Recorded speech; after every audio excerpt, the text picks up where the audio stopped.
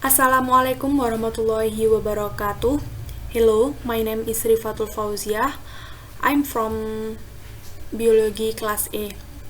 I will review five laws from several laws that have been studied in Fiqh course with the aim of being the final project of the semester. The first is the law of autopsy. Autopsies are divided into three types, namely anatomical autopsies, clinical autopsies, and forensic autopsies. According to Sha'rawi's autopsy law, if someone acts by destroying on the disrespecting the corpse, Islam forbids that action. He also revealed that post-mortem or autopsies are prohibited in Islam.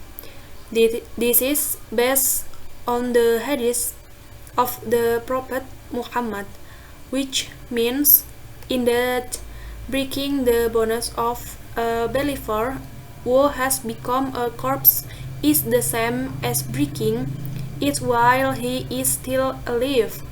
Hadith narrated by Malik, Ibnu Majah, and Abu Dawud.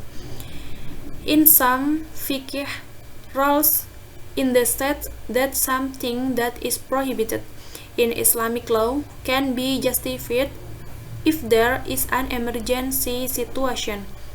There are several principles of fiqh that can be used as the basis for a post-mortem or autopsy.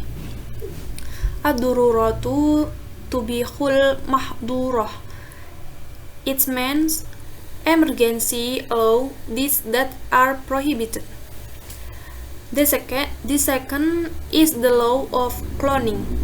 The law of cloning, if it is done to improve the quality of plant and the animal, is permissible, as the hadith narrated by Anas radhiyallahu anhu. It means in that Allah creates every time a disease, He also creates a cure. So treat you guys. While cloning is done on a male or female, both aimed at improving the quality of offspring by producing offspring who are smarter, stronger, healthier, and more beautiful, as well as those aimed at multiplying offspring. It is illegal and cannot be done, as has been explained in the Quran Surat An-Najm verses 45 to 46, which reads, "And that it is He who creates pairs, male and female, from semen when it is emitted." The third is the law of in vitro insemination. In vitro insemination is a law by Islamic law, namely the in vitro insemination process that uses sperm and ovum belong to a married couple, which is removed by means of muhtaram and inserted into the wife's womb. Then the law is permissible when while in vitro was ovum and sperm are not from a married couple, then it is unlawful. Determination of the law of in vitro with this procedure also take into account the Quran Surat Al-Mu'minun verse 67, which means, "It is He who created you from clay, then from a drop of semen, then from clot blood, then He gave birth to you as a small child. Then you to mature, then grow old.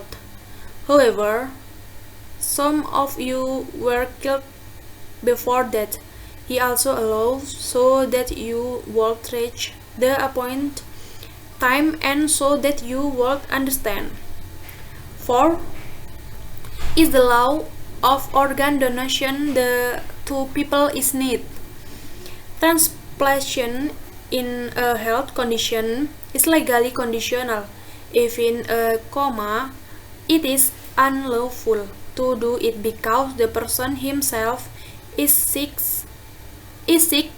and in need of assistance. If he is in a state of death, it is permissible.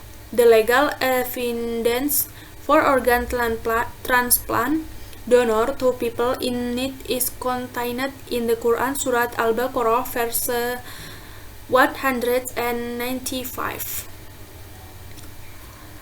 Wa anfiqu fi sabilillahi wa la tulqu bi aydikum ilal tahlukati wa ahsinu innallaha yuhibbul muhsinin. And spend his wealth is the way of Allah, and do not throw yourself into destruction, and do good, for verily Allah loves those who do good. The last in the law of sex surgery. The law of genital surgery, according to the Islamic view, is haram, supported by a hadith that reads, la'annahal mutashabihatu minasa'i birojali wal mutasabina minar rojali bin nasa. It means Allah curses women who imitate men and men who imitate women. The above hadith emphasizes that what has been created by Allah cannot be changed. Things that shall not be changed include a person's gender, appearance, physical or physiological.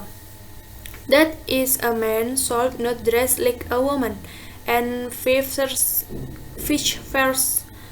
The conclusion we can draw are the law of postmortem or autopsy is haram, because the corpse or corpse must still be honored as it shall be, but it can be permissible if it can bring benefit to human by being used for medical science or knowledge. The law on cloning is currently still the pros and cons, but many scholars and against the cloning process. The law of in vitro fertilization in the only artificial insemination which is the permissible, will in vitro using the egg of wife or surrogate mother method in unlawful. Children born from in vitro in a adulterous child. The law of organ transplantation to a person in good health in muqayyad or conditional, and the organ taken is from the body or a person who is dead. The law of sex surgery is Islam is haram, but it is different from the law of genital surgery to perfect abnormal genitals. If so, then the law becomes permissible, even recommended. That's all the explanation of the material for me.